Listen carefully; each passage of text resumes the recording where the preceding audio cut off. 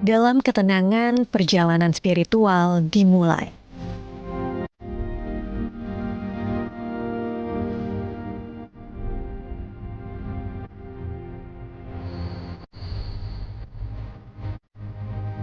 Tiap langkah, tiupan angin memimpin pikiran melalui lorong-lorong gunung menuju kebijaksanaan. Meditasi dan refleksi membawa diri menemukan arti kehidupan dan pencerahan.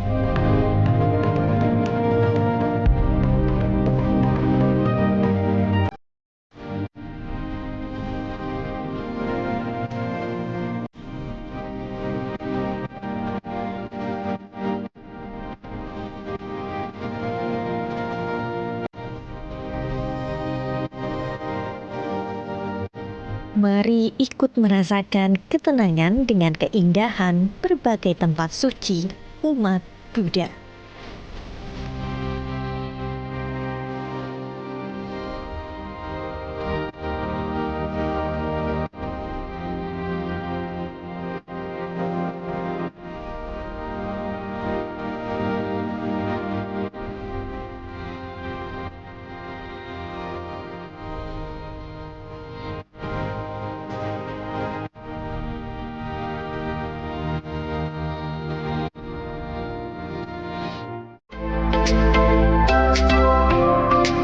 Sebelum menuju ke Magelang, kami singgah di sebuah lokasi wisata yang syarat legenda dan cerita rakyat lokal, Suroloyo. Disinilah perjalanan wisata spiritual kami bermula. Ini udah mau sunrise, kita mau coba naik sekarang supaya nggak ketinggalan ya sunrise-nya. Ayo, bisa coba. Kamu harus kuat ya.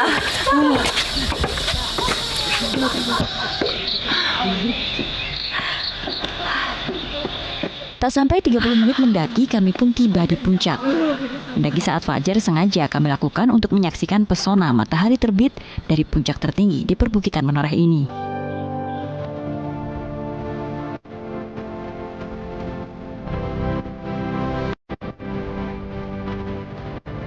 Sekitar pukul 6 pagi, matahari terbit. Puncak Suroloyo pun berubah menjadi seperti surga. Dengan kumpulan awan putih yang mulai turun, dan semburat mentari yang muncul dari balik pegunungan.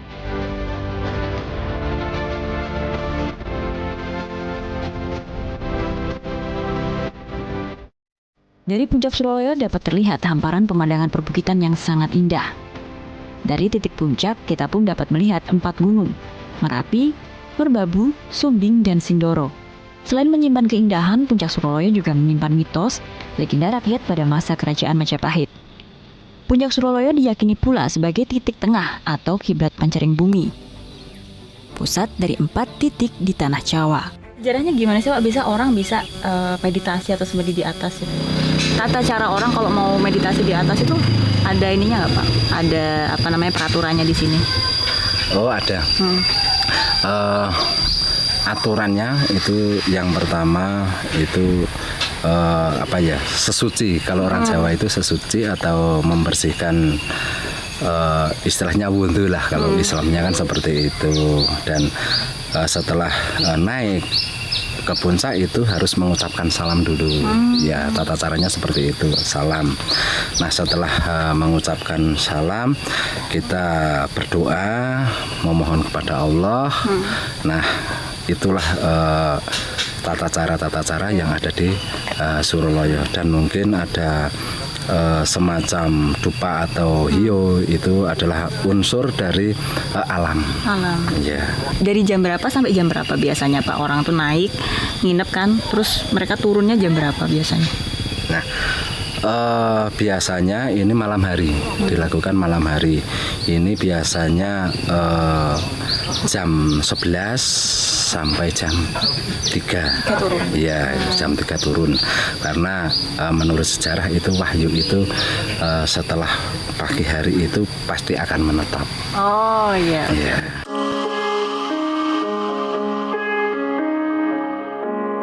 Dari puncak Suroloyo kami menuju lokasi lain, masih di Kulon Progo. Untuk melepas lelah dari pendakian, kami pun mencari tempat yang dapat menyegarkan raga.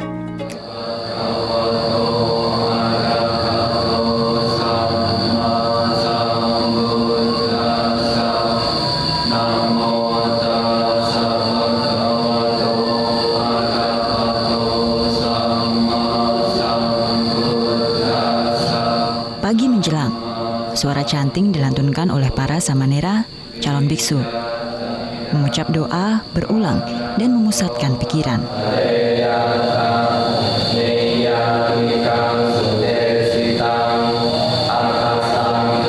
Kegiatan canting ini berlangsung selama 2 jam di Vihara Mendut. Dan tak hanya terbatas untuk pemeluk agama Buddha, ritual canting juga terbuka bagi warga masyarakat atau turis. Wisatawan biasanya datang dan mengikuti sesi dengan memusatkan pikiran. Tujuannya untuk mencapai kedamaian dan ketenangan jiwa. Di Vihara Mendut ini memang tempat ibadah, tapi ada beberapa turis yang datang seperti kita ini ya, meditasi. Gimana rasanya meditasi? Ini lebih seger, terus lebih tenang aja. Lebih tenangnya memang di sini memang tidak dibuka secara secara masif untuk orang datang untuk piknik, tapi bisa datang dengan sopan, izin, lalu kita bisa meditasi, dan setelah meditasi kita mau lihat-lihat lah ya di sekitar sini karena ada beberapa pemandangan dan juga candi yang cukup bagus, stupa-stupa yang cukup bagus di sini. Yuk.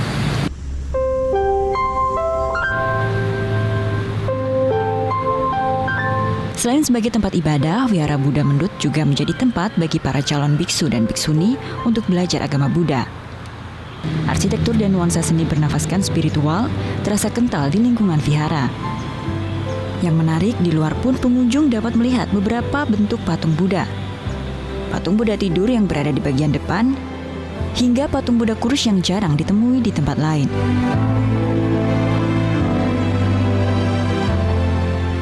Setiap Waisak kan kita lihat bawa api sama airnya itu kan dari Mendut dulu, terus baru umat itu jalan ke Borobudur. Kenapa harus dimulai di Mendut sih?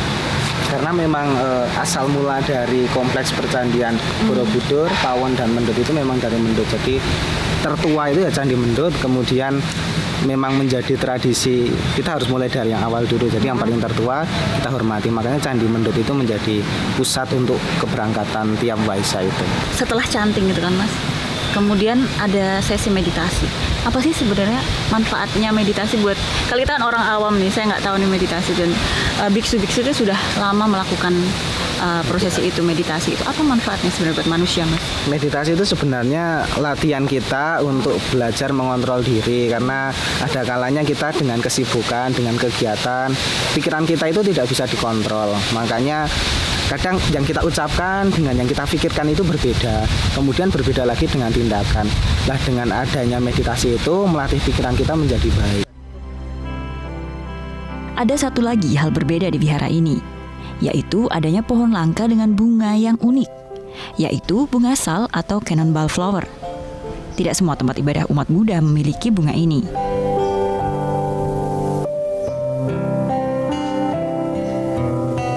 Bagi para traveler yang ingin merasakan ketenangan jiwa, dapat dengan bebas berkunjung ke vihara, kecuali di bagian asrama biksu dan biksuni.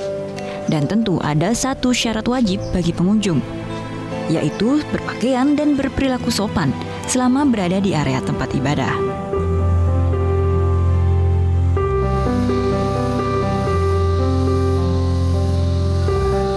Usai menenangkan diri di Vihara Mendut, kami melanjutkan perjalanan ke Candi Mendut yang berada persis di depan vihara.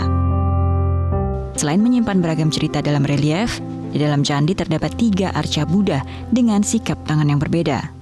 Bodhisattva Vajravani, Buddha Sakyamuni, dan Bodhisattva Avalokitesvara. Walau tak seluas Candi Borobudur, namun arsitektur candi yang dibangun di abad ke-9 ini tak kalah indahnya. Dan di balik kesederhanaannya, Candi Mendut memiliki peranan penting bagi umat agama Buddha. Dari Candi Mendut inilah, setiap tahunnya prosesi Waisak dimulai, lalu diakhiri di Candi Borobudur.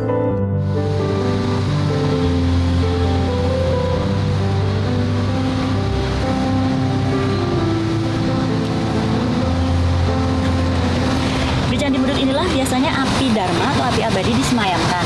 Lalu, di acara puncak Waisak, api Dharma ini akan dibawa beserta sarana puja bakti lainnya, dibawa oleh para biku dan juga para umat berjalan dari Candi Mendut ini menuju ke Candi Borobudur.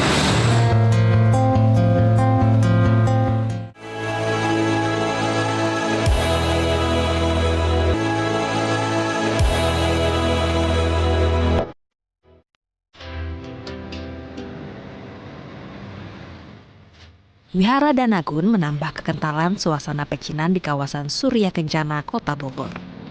Wihara yang usianya mencapai 300 tahun lebih ini masih kokoh berdiri hingga saat ini dan menjadi potret nyata kerukunan umat beragama di Kota Bogor.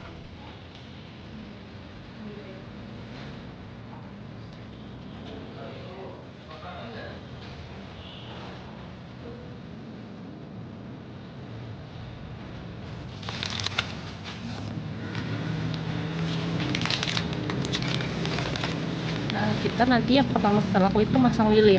Lilinnya di sebelah altarnya. Itu gunanya percayaannya sih kayak menerangi jalan gitu. Berarti lilin sebagai pelita, dupa untuk menyampaikan doa, dan kertas ini sebagai lambang uang menandakan kemakmuran. Iya.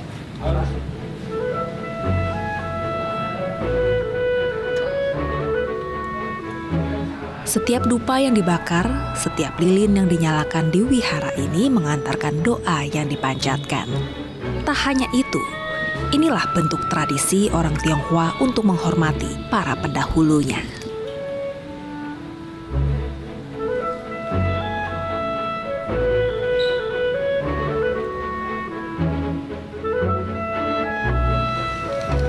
Selain berdoa, wisatawan juga bisa mencoba peruntungan dengan melemparkan ini namanya ciamsi.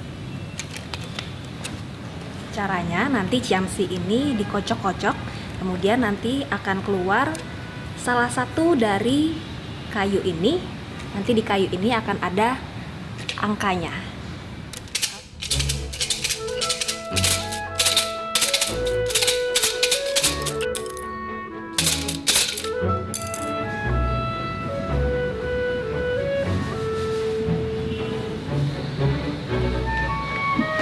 Nah, dari angkanya yang sudah didapat tadi, sekarang kita cari angkanya di kotak-kotak ini.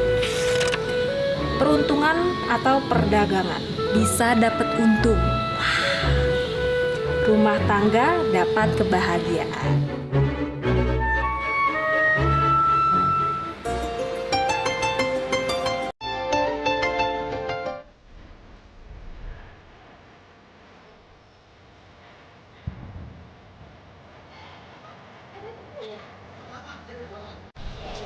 Salah satu destinasi unggulan yang ada di Kota Tanjung Pinang ialah Wihara Patung Seribu Wajah.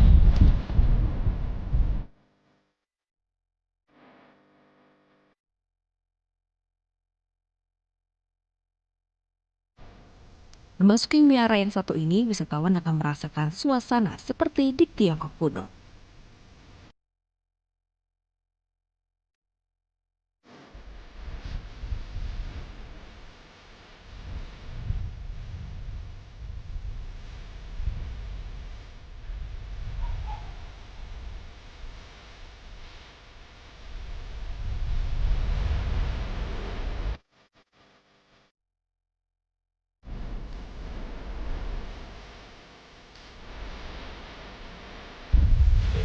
Kenapa disebut sebagai Wihara Patung Seribu Wajah? Karena di sini ada ratusan patung dengan berbagai ekspresi, ada yang marah, ada yang senyum, ada yang bingung, dan semuanya ini langsung dibawa dari Tiongkok. Wow.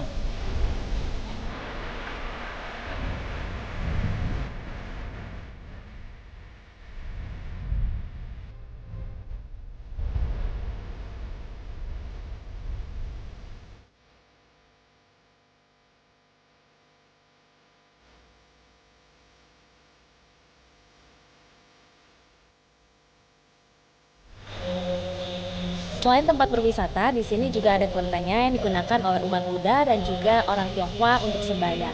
Sebenarnya awalnya memang untuk sembahyang, tapi karena tempat ini sangat menarik, jadi digantikan sebagai tempat wisata religi. Sebagai wihara, tempat ini menjadi tempat sembahyang bagi umat Buddha dan orang keturunan Tionghoa, khususnya saat momentum Imlek.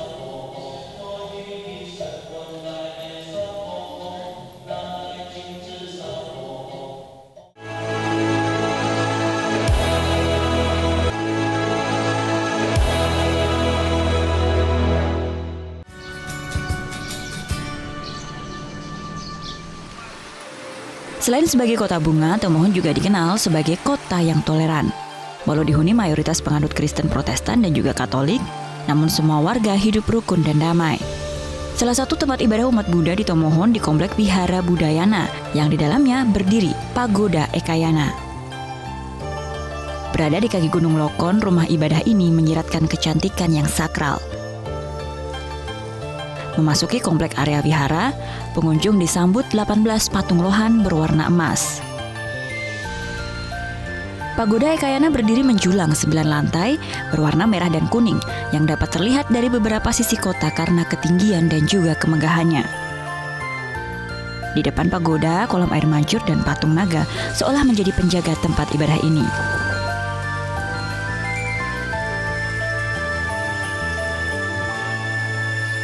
Selain pagoda, di sini juga ditemui tempat beribadah Istana Dewi Kuan Im yang dibangun dengan gaya arsitektur Cina.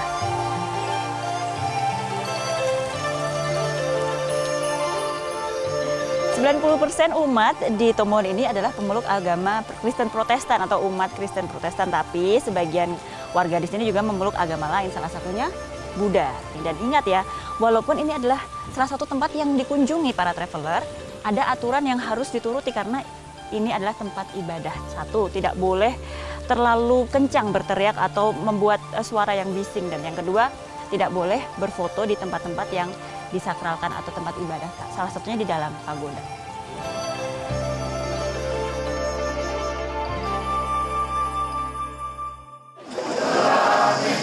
Mekloidganj juga dikenal sebagai kota tempat mencari dan memperdalam ilmu tentang Buddha. Disinilah banyak murid dari penjuru dunia datang untuk mempelajari agama Buddha.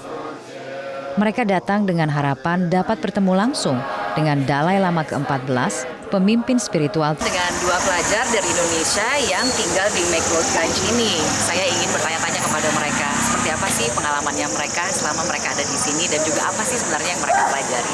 Saya akan janjian ketemu dengan mereka, ini tempatnya.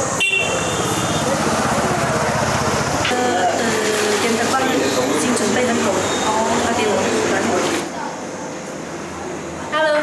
Halo. Joli? Ya. Dan ini Linda ya, saya kan lihat. Joli, mau tahu dong awal mulanya tertarik untuk datang ke Mekloidganj itu apa sih dulu? Udah berapa lama tinggal di sini? Saya ikut workshop penerjemahan di Library of Tibetan Work and Archive untuk tahun ini. Tahun sebelumnya saya setengah tahunan di sini. Kemudian tahun-tahun sebelumnya sejak 2009 saya tiap tahun di sini. Dan kenapa Mekloidganj yang dipilih? Karena di sini ada komunitas Tibetan yang ngomongnya dalam bahasa Tibet dan juga ada guru yang ngajar bahasa Tibet. Ada gurunya dan ada komunitas yang berbicara bahasa Tibet. Jadi sehari-hari pakai bahasa Tibet nih sekarang? Kalau ketemu teman yang bahasa Tibet ya harus pakai bahasa Tibet. Harus pakai bahasa Tibet. Kasih contoh?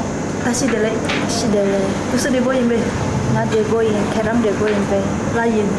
Ya, apa tuh artinya tadi yang lagi diomongin? Banyak kabar, apa kabar? Kabarnya baik. Apa kabar? Bahasa Tibet apa? Tashi dele. Tashi delek. Oke. Kemudian hari ini udah belajar apa aja, jadi nggak dijambe. Kemudian itu. Biksu kecil, muda dan tua dari berbagai latar belakang dan negara berkumpul di sini. Belajar memang tidak kenal batas usia, termaksud buat saya yang begitu menikmati kondisi di mana persinggungan lintas budaya, agama, dan usia yang begitu kental terasa di Mekloidganj. Ini adalah pelajaran hidup paling berharga dan tidak terukur keilmuannya.